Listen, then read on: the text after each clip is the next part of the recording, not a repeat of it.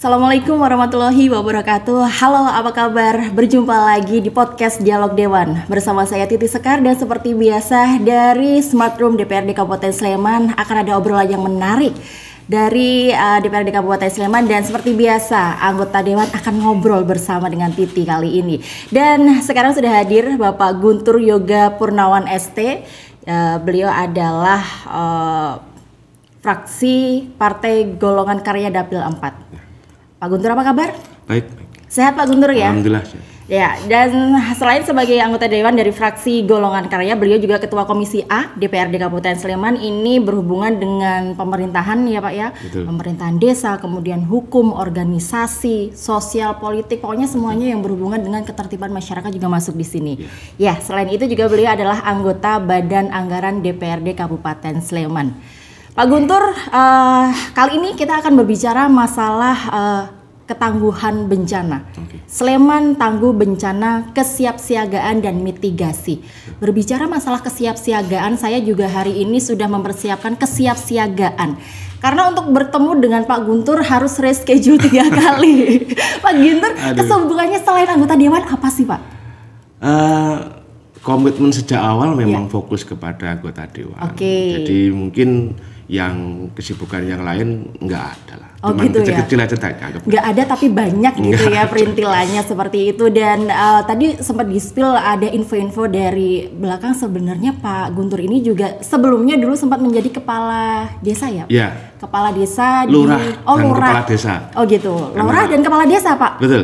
Double Pak? Bukan. Oh bukan. Dulu awalnya kan namanya lurah. Oh iya, Terus, kemudian ada pergeseran betul. ya, pergantian apa ya istilah seperti itu. Iya. Ya anggap 3 aja. kali ya. Oh 3 kali loh ya. Pak, kenapa sekarang beralih sebagai anggota Dewan? Niat awal pengabdian. Oke. Tapi aturan pemerintah tidak memperbolehkan 4 kali. Oke. Jadi sudah maksimal 3 kali. Kemana lagi selain ke anggota Dewan? Ya itu sampai 3 kali itu memang masyarakat yang menginginkan, atau saya maju lagi aja seperti itu? Mungkin di awal ada niatan untuk melanjutkan perjuangan orang tua. Oke. Setelah berjalan waktu, karena sudah dengan masyarakat ada komunikasi yang baik, ada kebanggaan juga, gitu. bisa membantu dan juga melayani masyarakat. Oh, gennya sudah di situ sebenarnya Pak ya. mungkin.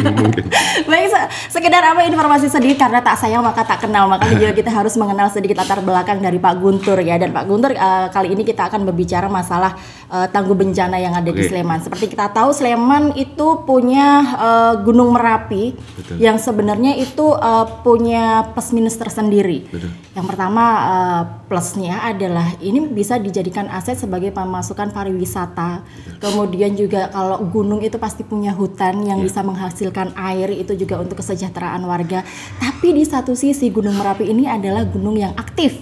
Dan menurut status dari BPBD DIY yang terakhir ini, status Gunung Merapi adalah siaga level 3. Seperti itu ya Pak ya. Jadi memang kita mendapat keuntungan dari posisi Gunung Merapi yang dekat dengan Kabupaten Sleman, tapi juga ada kewaspadaan yang memang harus kita siapkan.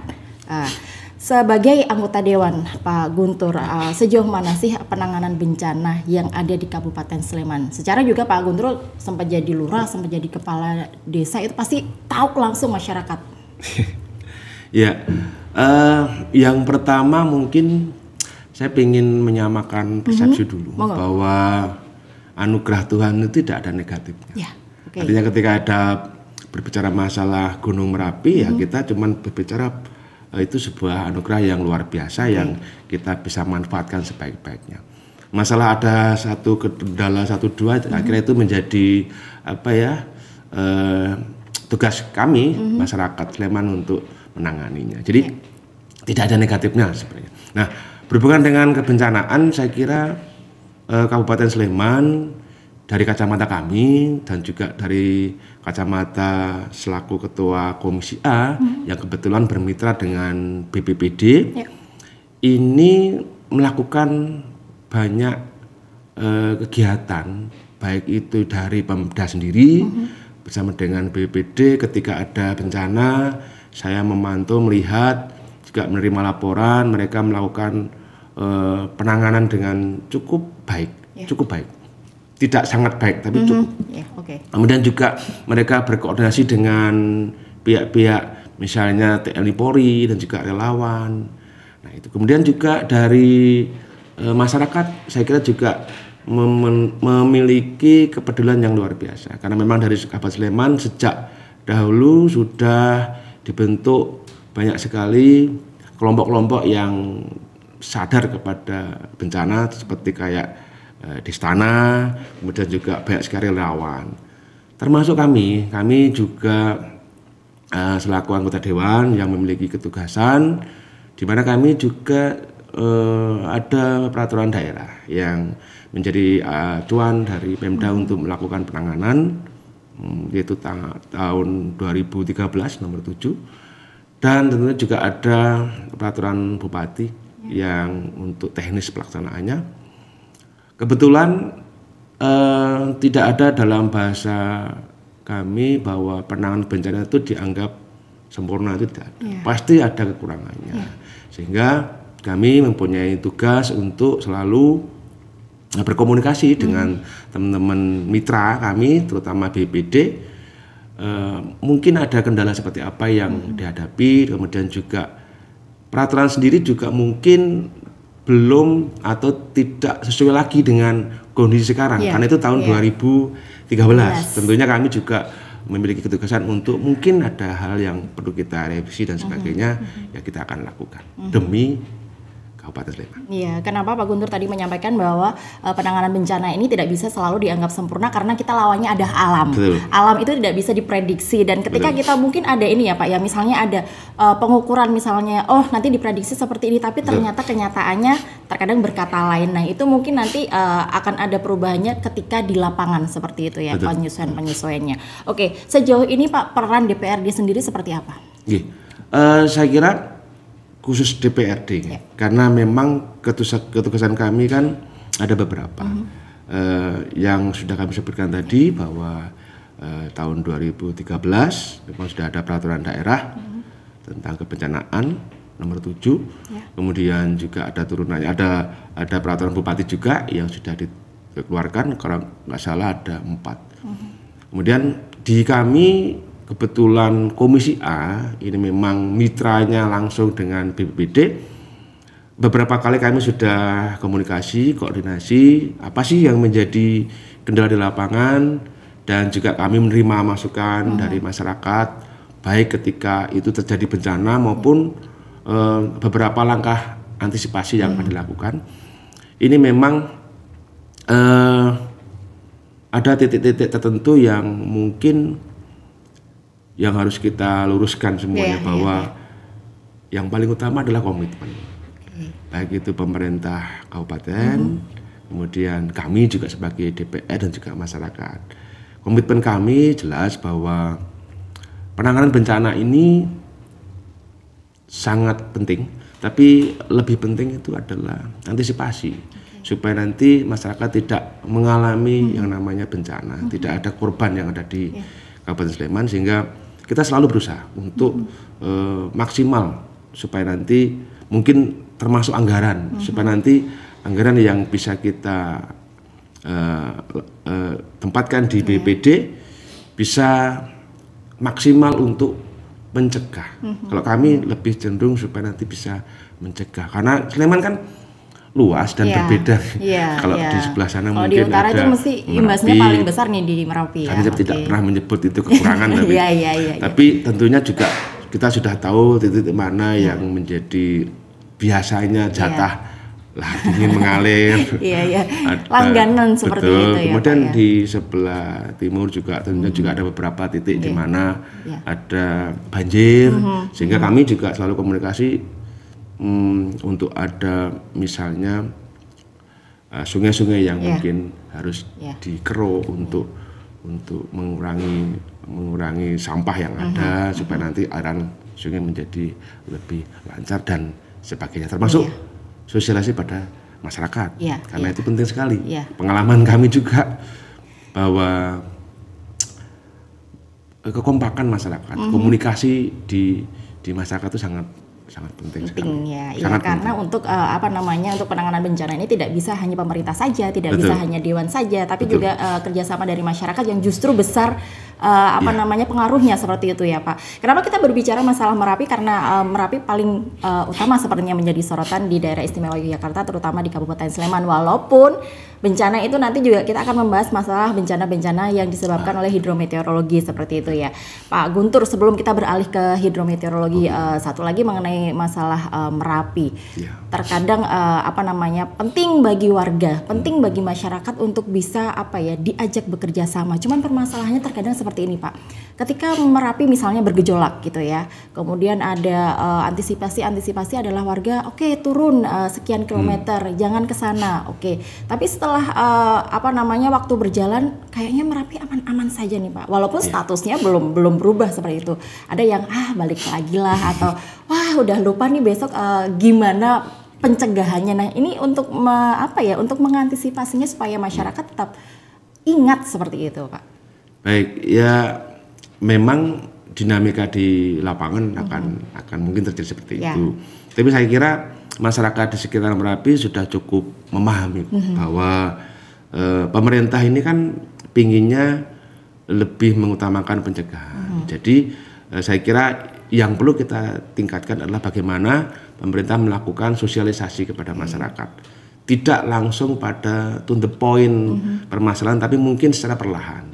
Juga adanya terbentuknya masalah kayak Destana, Desa Tanggap Bencana, dan relawan-relawan yang ada di masyarakat juga tentunya menjadi teman kita untuk bersama-sama memberikan pemahaman kepada masyarakat. Saya kira masyarakat sudah cukup mengerti bagaimana pentingnya kita untuk mengantisipasi daripada nanti terjadi permasalahan korban yang tidak kita inginkan. Lebih baik kita mencegah sejak awal. Jadi yang menjadi penting bagi kami adalah sosialisasi dan juga memang keseriusan dari pemerintah Kabupaten Sleman. Bahkan beberapa sekolah di Sleman juga sudah dinyatakan sebagai sekolah tanggap bencana seperti itu ya Pak. Jadi sejak SD pun mereka sudah mendapatkan pelatihan bagaimana mengantisipasi atau persiapan seperti itu ya. Kenapa sih Pak harus dari SD, walaupun mungkin belum seluruhnya ya Pak ya?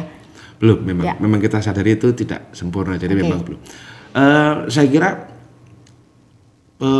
memberi pengertian, memberi penjelasan sejak dini kan akan terbentuk kepada masyarakat itu sendiri. Ketika nanti sejak kecil sudah tahu bahwa ini ada Merapi yang mungkin siaga, nah pasti sudah secara otomatis karena sejak kecil sudah diberitahu dan itu akan mereka lakukan. Dan selain itu juga karena anak-anak ini kan rawan rawan juga.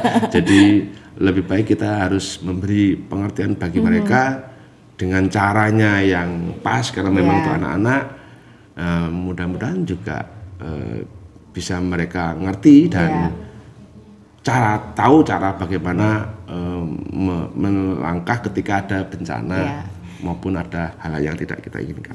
Karena kemudahan teknologi dan juga informasi ini anak-anak mudah sekali untuk mencari informasi. Nah, takutnya nanti kalau mendapatkan itu dari pihak ketiga atau bukan ahlinya, malah dibawanya ke hal yang lain seperti itu. Oke, baik, dari Merapi kita beralih ke hidrometeorologi Pak. Bencana itu selalu saja ada dan kita juga bisa mengantisipasinya. Kita punya banyak hal juga bencana, apakah hanya sekedar di musim hujan saja? Ternyata tidak, di musim kemarau juga ada bencana yang memang harus dipersiapkan untuk diantisipasi. Kita berbicara masalah musim hujan dulu ini Pak, karena ini masih musimnya, masih musim penghujan. Tadi sempat disebut oleh Pak Guntur masalah banjir Pak, seperti itu ya.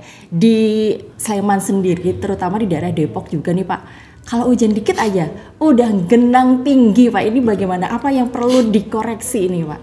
Baik. Saya kira kita harus memahami betul bahwa penyebab banjir itu sama, air melimpah, tapi penyebab banjir itu berbeda. Kalau mungkin di wilayah tertentu yang mungkin kepadatan penduduk, rata-rata banjir itu penyebabnya adalah karena sampah yang menumpuk, kemudian mungkin selokannya yang mungkin kurang sesuai dengan ukuran lebarnya, seperti itu. Jadi penanganannya adalah biasanya kita dengan dinas DLH, dengan pemerintah kelurahan, bagaimana ada semacam kesadaran untuk tidak membuang sampah sembarangan, kemudian juga penanganan sampah yang harus segera dilakukan. Bahkan Sleman pun sudah mulai menambah tempat-tempat penampungan sampah di Kabupaten Sleman. Kemudian untuk yang wilayah tertentu, misalnya kayak di wilayah dekat sungai, ini berbeda penyebabnya. Biasanya karena sedimen yang menumpuk di suatu sungai, sehingga yang dilakukan adalah normalisasi sungai. Jadi kami juga beberapa kesempatan juga sudah melihat ke lokasi seperti di Sumberharjo Prambanan kemarin kita juga Komisi A meninjau lokasi yang banjirnya sih nggak lama, tapi dampaknya tetap harus kita cegah karena berhubungan dengan lahan padi yang menjadi tugas kita bersama untuk ketahanan pangan bisa rusak ketika banjir walaupun cuma sebentar. Jadi itu yang kita terkadang juga bagian hilir itu hanya menerima sisanya ya Pak. Jadi hulu itu hujannya deras sekali di utara, kemudian di hilir itu enggak mendung, tapi tiba-tiba. Nah, bagaimana masyarakat bisa mengantisipasi hal ini, misalnya Pak, melihat atau mendeteksi apakah ini kira-kira sungainya akan hujan, akan banjir atau apa seperti itu? Kalau kita berbicara sungai itu kan kita apalagi air itu kan tidak ada batasan wilayah sebenarnya. Jadi kalau kita berbicara mungkin satu wilayah kelurahan, misalnya kayak kemarin di Sumberharjo, karena ada sedimen yang mungkin udah menumpuk sehingga banjir. Tapi kita komunikasi nggak ada di Sumberharjo, karena kebetulan sungai itu nyambung sampai ke Bantul, ke Sripantani, sehingga ternyata yang harus kita lakukan adalah kita harus komunikasi, baik dari tingkat kelurahan setempat maupun juga masyarakat, sehingga ketika kita ada komunikasi yang baik, ada satu konsep yang jelas, saling menginformasikan. Apalagi di Kabupaten Sleman ini kinerja relawan, itu sangat luar biasa. Kita melihat secara langsung mereka dengan ikhlas untuk membantu masyarakat, saling komunikasi, memberitahu bahwa sini ada banjir yang agak besar, untuk di bawah mohon untuk. Dan ini benar-benar mereka tidak mendapatkan gaji, tidak mendapatkan bayaran honor atau apa gitu Pak ya, relawan-relawan ini yang relawan banyak kan banget sih. Memang rela. Iya, tapi jadi memang seperti itu. Iya, kalau kita melihat bahwa apa sih sebenarnya yang melatar belakangi masyarakat ini mereka mau mengajukan diri sebagai relawan secara berhadapan dengan musibah, Pak, siapa yang mau seperti itu? Karakter orang kan memang beda. Saya sendiri juga pernah beberapa kali ketemu dengan relawan bahwa saya tidak seperti panjenengan gitu. Meluangkan waktunya sampai mungkin menginap beberapa hari, meninggalkan cuma keluarga. Memantau air saja saya nggak sehebat jenengan, tapi tugas saya sebagai anggota dewan juga harus ada, yaitu dengan meningkatkan kapasitas mereka untuk memberikan pelatihan-pelatihan yang cukup, kemudian fasilitas yang diperlukan. Karena memang ketika kita komunikasi mereka terpanggil sebenarnya. Tidak ada dasar apa selain melihat situasi, wah kok nggak bisa duduk di rumah, seperti itu informasi yang kami terima, dan ya itulah relawan Kabupaten Sleman, luar biasa. Iya, tapi terkadang ketika panggilan hati sudah datang itu antara rumah sama memantau lebih banyak memantaunya. Seperti itu ya. Tapi salut untuk para relawan yang selalu siap siaga ya untuk memantau apapun gejala-gejala alam yang sedang terjadi terutama di Kabupaten Sleman ini. Saya bilang sih top gitu ya, seperti Pak Guntur tadi. Saya juga pengen sih jadi relawan, tapi masih mikir-mikir waktu saya seperti apa, seperti itu ya. Baik, kalau kita masalah relawan sudah kita bahas, Pak. Bagaimana peran DPRD? Koordinasinya terhadap pemerintah daerah, kemudian terhadap BPBD itu dalam penanganan bencana.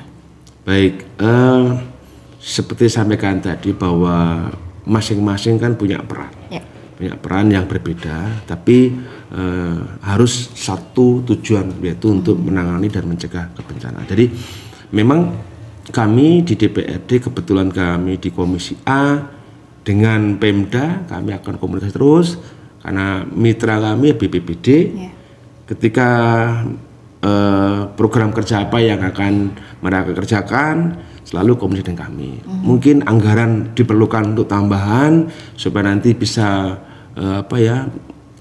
menyiapkan seluruh peralatan yang dibutuhkan, kami juga siap untuk melakukan, termasuk bagaimana nanti BPD juga bisa merangkul semua relawan di Kabupaten Sleman, memberikan pelatihan yang lebih baik dan memberikan fasilitas yang lebih baik, tentunya menjadi tugas kami untuk memfasilitasi itu. Dan saya kira kalau memang semua pihak untuk bisa saling bahu-membahu, termasuk dengan TNI Polri dan juga pemerintah kelurahan, insya Allah lah minimal kita mencegahnya juga lebih baik, dan kalau ada pun terjadi bencana juga kita sangat minimkan adanya korban ataupun kerugian yang ada di masyarakat. Saya kira itu.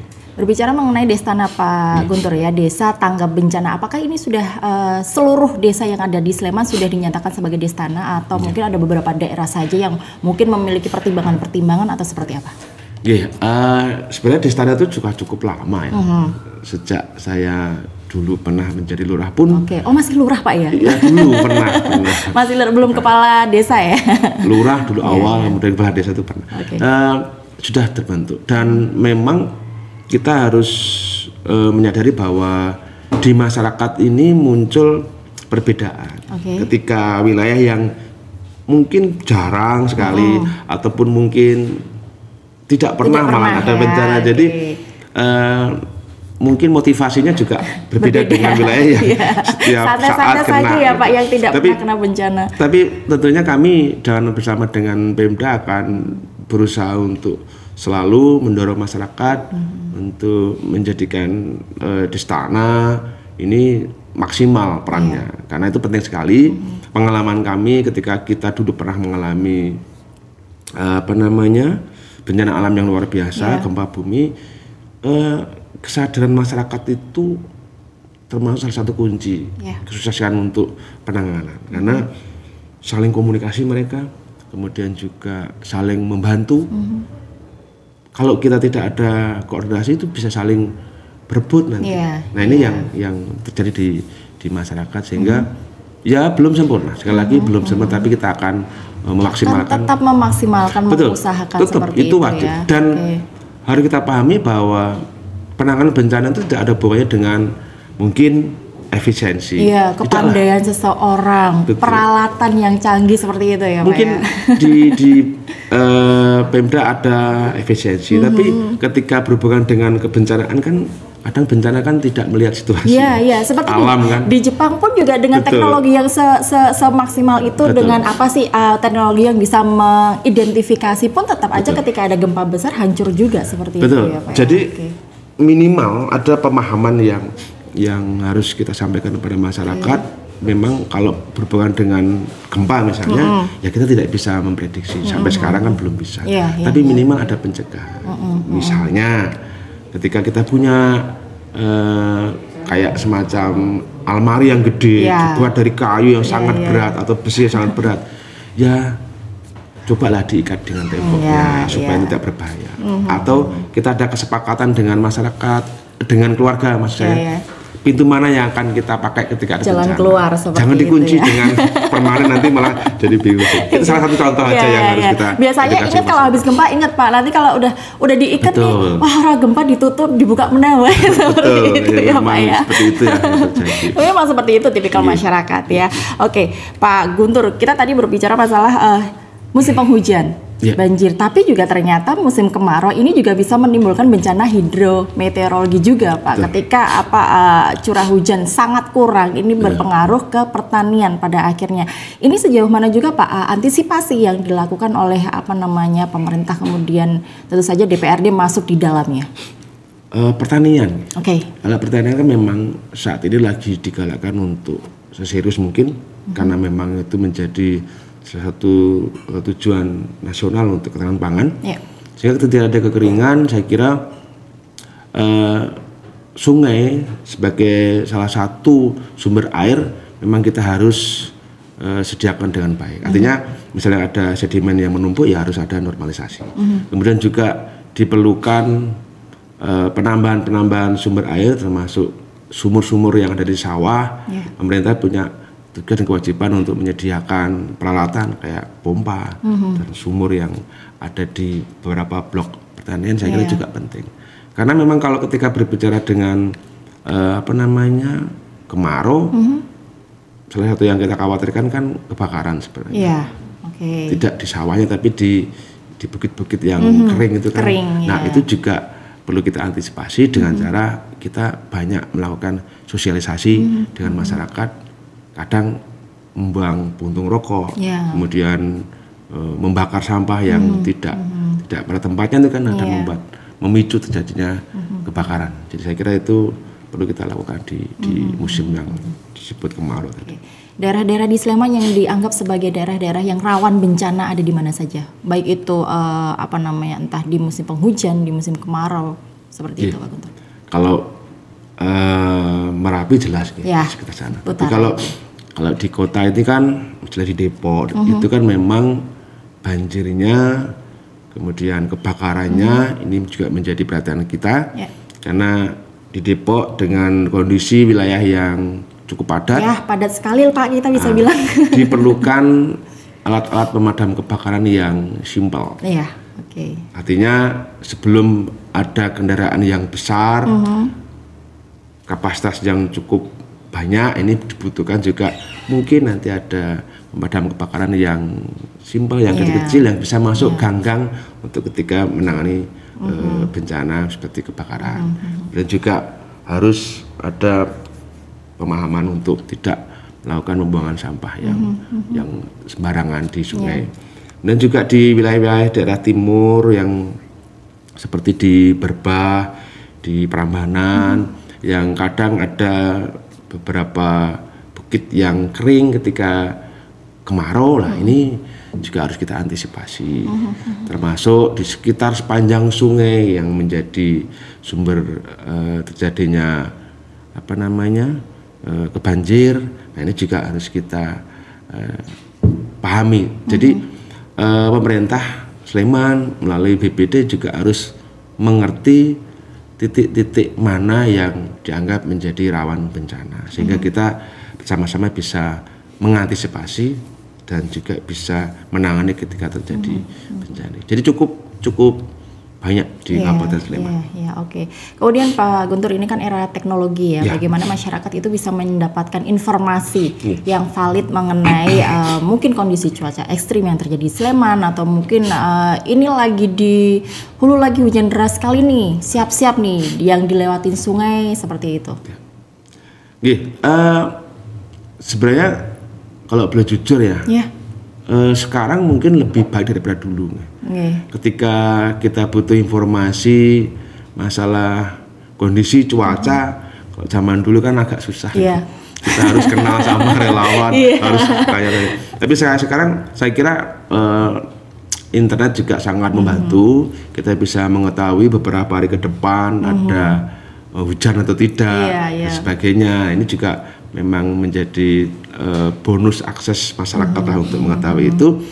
Dan yang paling penting BPBD juga saya kira nanti kita akan mengajak bersama dengan Kominfo bagaimana informasi-informasi yang penting di masyarakat ini menjadi mudah diakses oleh masyarakat. Penting sekali. Termasuk bagaimana penanganannya, menghubungi siapa, dan sebagainya. Jadi nggak perlu rawuh ke tempatnya Pak Lurah gitu ya untuk mendapatkan informasi terkini itu kan ya. Dulu sumber informasinya itu ada di kepala desa seperti itu. Setiap kesana pasti ada update informasi. Tapi sekarang saya menjadi tertarik ketika mungkin ada BMPG BPBD yang nantinya mungkin bisa melakukan langkah-langkah yang strategis bersama dengan Kominfo. Ketika masyarakat Sleman mencari informasi bagaimana titik-titik bencana seperti apa, saya kira menjadi tugas Pemda melalui untuk bisa dideteksi sejak awal seperti itu ya. Baik Pak Guntur, kemudian ini yang tidak kalah pentingnya adalah fungsi DPRD nih terkait penganggaran penanganan bencana, kemudian penanggulangan bencana di Kabupaten Sleman ini seperti apa? Kebetulan memang tugas DPRD memang ada 3 ya, ada melakukan pembuatan peraturan daerah legislatif, kemudian juga melakukan pengawasan, dan yang terakhir juga melakukan penganggaran. Nah, berbicara masalah anggaran, memang anggaran yang sudah digelontorkan dari Pemda untuk penanganan bencana ini kan melalui BPBD terutama. Dan kita memang mengakui bahwa saya kira perlu ada peningkatan tambahan untuk BPBD supaya nanti bisa semaksimal mungkin penanganan. Karena kita terus terang melihat ketika ada permasalahan di lapangan, seperti misalnya longsor, kemudian ada jembatan yang mungkin retak seperti itu ya Pak ya, kan ada kemarin juga yang pondasinya sudah mulai terkikis dan sebagainya. Ini kadangkala BPBD juga terkendala masalah anggaran, apalagi yang sekiranya terjadinya di akhir tahun misalnya gitu. Karena jadinya lintas ini nanti ya Pak ya, SKPD pada akhirnya. Betul. Jadi kadang kita BPBD juga berkomunikasi dengan balai besar. Nah ini mungkin kedepannya kita akan merubah itu supaya nanti bisa mandiri untuk menangani. Karena ketika kita memberikan anggaran yang cukup, BPBD bisa semaksimal mungkin menangani dengan baik dan saya kira masyarakat menjadi lebih puas lah. Oke, Pak Guntur, last but not least, apa yang bisa disimpulkan dari obrolan kita kali ini, terutama ini terhadap himbauan terhadap masyarakat ya, karena DPRD, pemerintah, BPBD itu tidak bisa bekerja maksimal jika tidak ada dukungan dari masyarakat. Baik, saya kira sekali lagi ya, kalau kita berbicara masalah bencana memang tidak ada rumus matematika yang menangani. Tapi yang paling utama adalah bagaimana kita punya pemahaman yang sama bahwa bencana itu tidak hanya 1-2 orang yang menangani, tidak hanya Pemda, tidak hanya DPR, tapi seluruh masyarakat. Sehingga ini akan menjadi sebuah kerjasama yang baik ketika nanti ada semacam kejadian bencana. Ya, mudah-mudahan dengan kerjasama yang baik juga bisa diselesaikan. Dan yang paling utama adalah bagaimana pemerintah Kabupaten Sleman bersama-sama dengan masyarakat paling utama menangani, mencegah